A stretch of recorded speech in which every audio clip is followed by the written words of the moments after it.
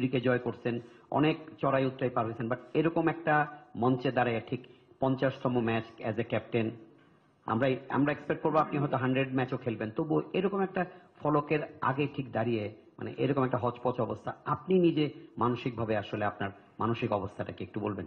দেখেন, আমার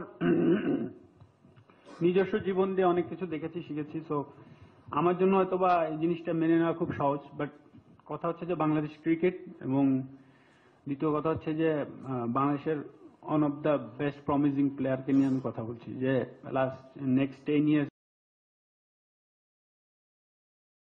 যে বাংলাদেশকে সার্ভিস দিবে। সো এখানে প্রপার জাস্টিসটা নিয়ে আমি আমি মনে করি আমার বলা উচিত, আমি সেটাই বলেছি।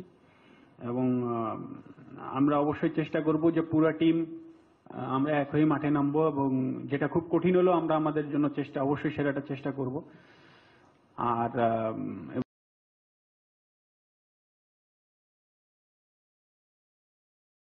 এবং আমরা আশাও করব যে আমরা যেন যেভাবে